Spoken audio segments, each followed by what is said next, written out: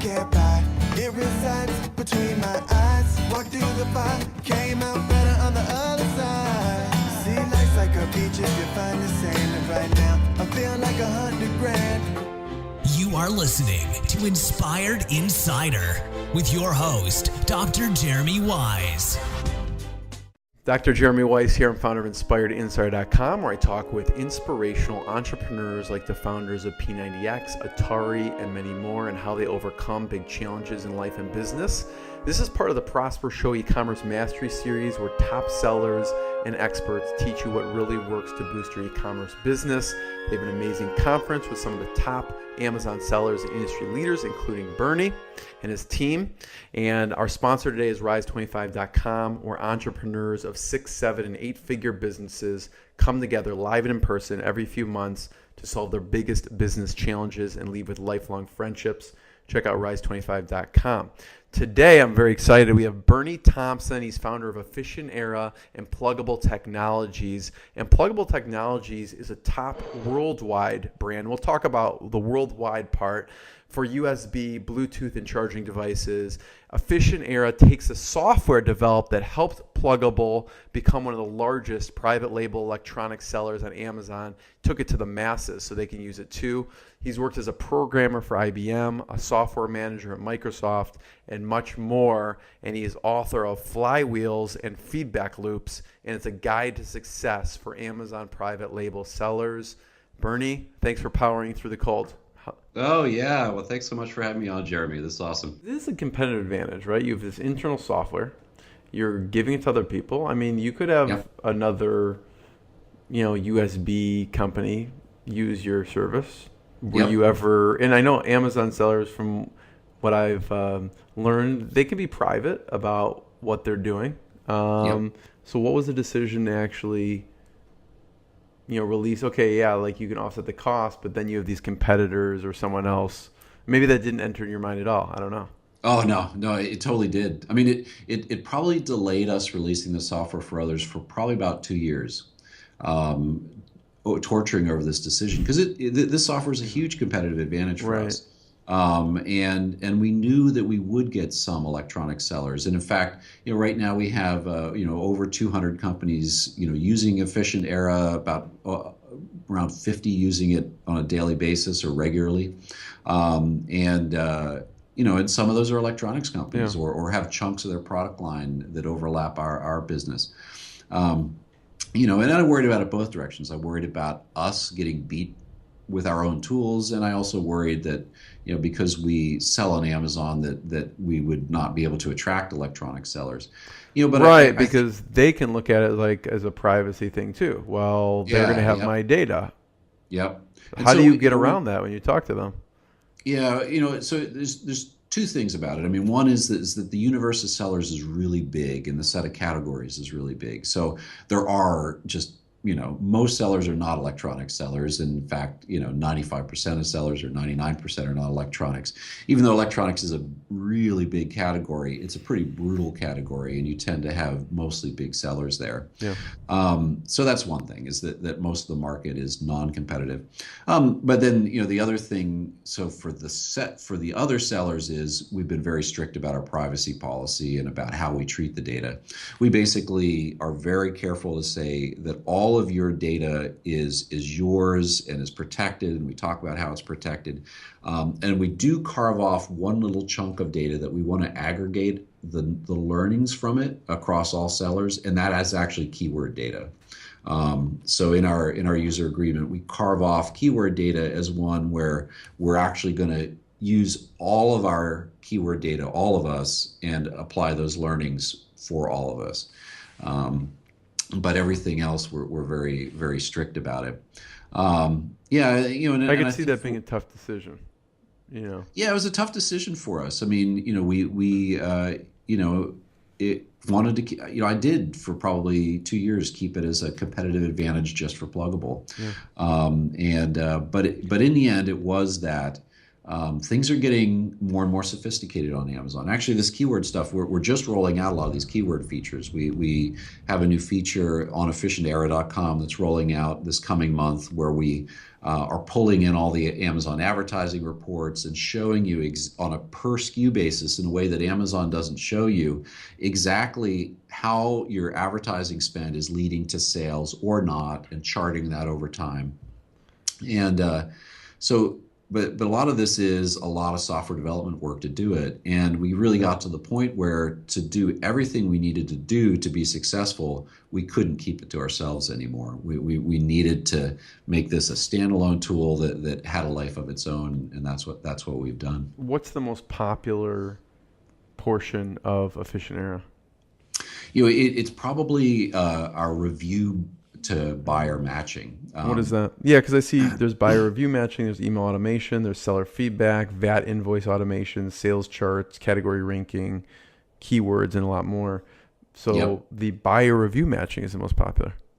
The number one reason why people come to us is they've got one or a whole bunch of 1-star or negative reviews, and Amazon does not provide any way to know what order those came from or who that customer is. We actually pull all this data together and connect the dots and figure out which orders go with which reviews, and that is what enables you. Because if you don't do that, you have no way to contact that customer except with a comment in the review. But a comment in the review is not the right scenario to do customer service. It's out in public. The reviewer actually most of the time will not even receive a notification that you posted up there. It's kind of like, you can give a kind of a response, but you're not going to have an interaction there. Right. The only way to really have it be a customer service interaction is to be able to email them directly. If you know what order the thing came from, then Amazon does provide a way for you to contact the customer directly. So Amazon does not connect up reviews and orders, but we dig through a whole bunch of data and do that for you. Mm-hmm. So when that negative review gets posted, you get an email that basically says, hey, you got a 1-star review, and here's the link to the order that it came from. And you can just click on that link and go contact that customer and say, sorry, we'd like to help. Bernie, I want to talk about another section of the book, but I want to ask, we talk a lot about Amazon. What advice do you give people when they're asking you, what should I do about multi-channel or other channels? What do you tell them? Yeah, I mean, when you're our size, you got to do it. I mean, we distribute through the biggest electronics distributor in the country. We sell on Walmart, on eBay, on Newegg. But I tell you what, Amazon's been eating everybody's lunch the last few years. And so as much as I think everybody, really wants and needs diversification of their revenue streams so that they're not dependent on one company, that can kind of turn off the spigot at any time, frankly. Right.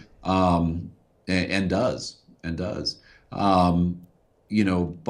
they're winning right now. And, we've done all those channels, and, we've put our full effort into it, and Amazon is still dominant. I would think Newegg would be big for that category. It's it's a electronic specialist. Newegg is, but if you compare with Amazon, Amazon at this point in the United States, volume of traffic, so much mind share and Prime and and all that stuff. I mean, I've got a lot of buddies who are geeks like me, who maybe do order off Newegg occasionally, but 10 years ago they ordered off Newegg all the time, and today more and more, it's off of Amazon. It's interesting. Yeah. So in the flywheels and feedback loops, there's also a section on tools. So I'm interested in tools, software. What things do you recommend for people to check out?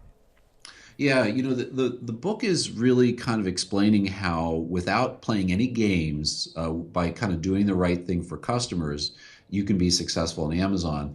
And our tools are centered around that. And so the book, first and foremost, is a kind of a full explanation of all the things that would lead you to do things our way. It doesn't actually spend a lot of time talking about our tools, but it's the kind of philosophy that leads you to create the kind of tools that we have. Right. So I have to say efficientera.com. That's Right. the most important thing, and we have this kind of broad set of tools. In terms of other tools, it's actually interesting. I mean, I think because of who we are, we don't use a ton of other tools. Have loved the Auto MCF tool. We talked about the other channels there, and the ability to, serve Newegg and eBay. Well, one of the things that we try to do right from the get-go is keep our supply chain simple and also not have to have a warehouse ourselves. Right. Well, the only way really to achieve that would be as if we could fulfill our eBay and Newegg and other orders out of Amazon FBA. Right. There's been for a long time this great tool, which is part of another suite called Auto MCF. It's functionality that we currently don't do at Efficient Era. And we use that all the time to fulfill our other non-Amazon orders. Any other off Amazon things like email or software that you use internally with the team? We send all the emails directly. I think a big thing, if you're going to be a business like us, that's kind of obvious, but some people don't do it, is have a ticketing system. We use a ticketing system called Zendesk. Mm-hmm. It's one of the bigger ones. It's pretty good. There's a lot of ticketing systems out there. But it's so important in today's world, especially on Amazon, where reviews are so important, that you treat every customer interaction as critical, that you don't drop them, that you have an ability to have a relatively small team that is able to have kind of waves of customer support requests come in, and that you, even though you might not be able to take care of all of them in that 1 hour, you can take care of all of them in that 1 day or so. And a ticketing system gives you all those ability, to allocate out the issues and make sure that there's one person assigned to run it to ground and solve it, and also to handle those bubbles throughout the day, and know that you've taken care of everything roughly within kind of a 24-hour time frame, which is what we shoot for. Yeah. So Bernie, I'm going to have you talk about whatever advice or story you think is most impactful. But before I have you do that, I want people that should check out efficientera.com, and they can check out Plugable.com with 1G. And I want you to tell that you climbed Mount St. Helen in a floral dress. So I left myself hanging because I don't even know the story. And then we'll talk about your closing advice. But I live here in the beautiful Pacific Northwest. I mean, this is an awesome area, great mountains here. And so, one of the things I love to do, and a lot of people here love to do, is hike. So if I'm not here in the office on the weekend or with family, chances are I'm up on a mountain somewhere. So there's this great tradition around here that on Mother's Day every year, which is kind of right at the end of the season where it's easy to get permits to climb Mount St. Helens, we get big groups of people to climb Mount St. Helens on Mother's Day. Well, what we do is we all get into dresses in celebration of our moms. And so last year I got this beautiful Hawaiian floral dress. It was awesome. That's going to be your profile pic of this interview. Is it? No, I'm just kidding. Well, we got it if you want. Yeah, it was fun climbing Mount St. Helens in a dress. Although we had probably 40 or 60 mile an hour winds coming down off the mountain in the morning, and the dress was kind of a sail. I mean, I was climbing along these ridge lines. You can empathize now. Yeah, I almost got swept off the mountain with my sail of the dress. So, what's your final advice? What lessons do you want to talk about that would be important for e-commerce sellers? Yeah, I think the important thing is it's easier today to start a company and create something unique, create something valuable. And unique doesn't mean it has to be completely unique. It means that you're just doing a few things better, and to take that product and reach markets with it and be able to build a viable business with it. Whether you are somebody who is just trying to do it just for yourself, you just want financial freedom, you just want time freedom, great. or if you're somebody who has this bigger vision of building a product company that has a brand and a whole line of products and takes on the big guys. All of that is much easier today than it ever was in the past, and certainly easier than it was 10 or 20 years ago. And a lot of that has to do with, these marketplaces, Amazon being in the lead, that let you outsource your sales, your marketing, your logistics, and reach a global audience.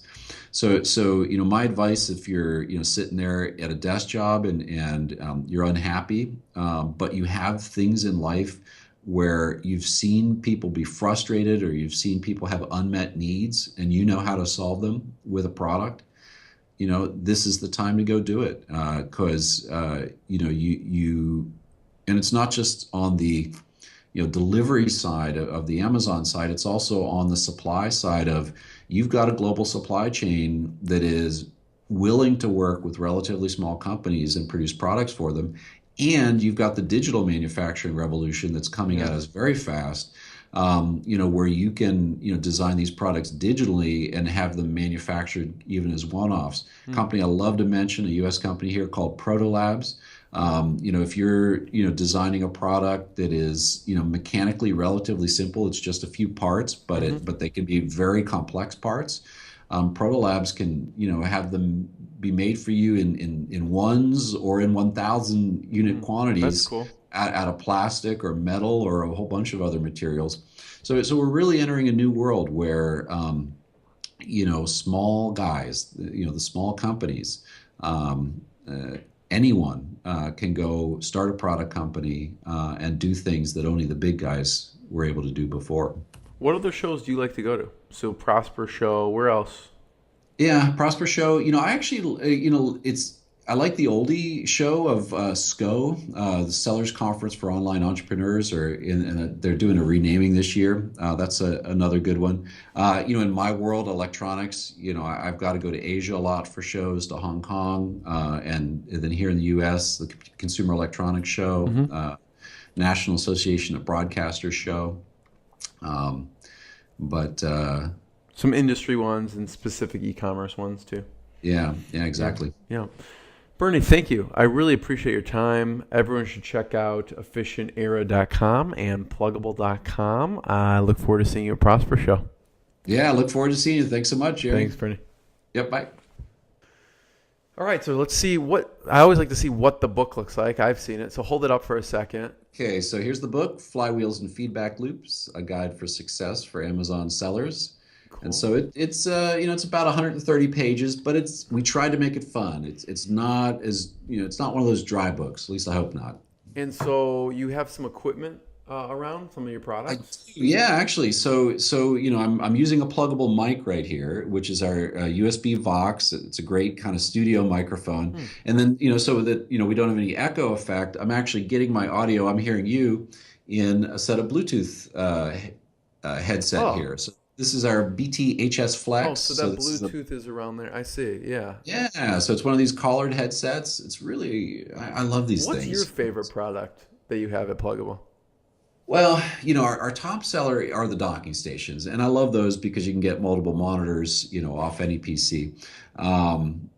In addition to, now with USB-C, you can charge your laptop. It's basically a single cable to your laptop, and you get all the connectivity you want. But actually, out of the consumer products, it's actually this one that I'm wearing. I mean, this Bluetooth headset, we've been able to do two things that are really unique. I mean, first of all, the collared headset, there's not a ton of them out there. This one's a great one. The other thing is we were able to leap ahead a generation in the chip that's inside here. There's a chip inside here from Cambridge Silicon Radio, CSR. That's the latest generation. It has several great new features, including equalization. And the price that we were able to get these produced at was awesome. We did a very kind of big batch buy right from the start. This is a product that's unique to us. For a first buy, do you normally, we were 1,000 or 10,000, is there a set amount that you typically buy for a first run? We try to make it as small as possible. I mean, if we can, we get them down to 500, but a lot of times it's 1,000. This one was unusual because Bluetooth is basically regulated by the Bluetooth SIG, the Bluetooth standards body. And so to legally and kind of comply with their trademark licensing, we have to spend about $4,000 just to get their Bluetooth license for a product like this. And just so for one product. Just for one product, it's very expensive. Oh there's a lot of non-logoed kind of illegal products on the market, and the Bluetooth SIG is beginning to take action against some of them. But because we had to spend $4,000 on just the licensing for this, it actually pushed up what made sense for our initial purchase and manufacturing of it. So we tend to do less Bluetooth products, but when we do them, we go all out. We try to customize because there's already a big cost involved. Exactly. Yeah. I love it. This is I don't even know why you're in this business, Bernie. This is there's so many fees off the top of this thing. Oh yeah. Someone's got to do it, but good for you. Electronics is brutal, but we're doing well, and we've got great products. Sounds brutal, but thank you. I appreciate it. Look forward to seeing you. Okay, thanks, Jeremy. What I got, you can't buy. It resides between my eyes. Walked through the fire, came out better on the other side. See, life's like a beach if you find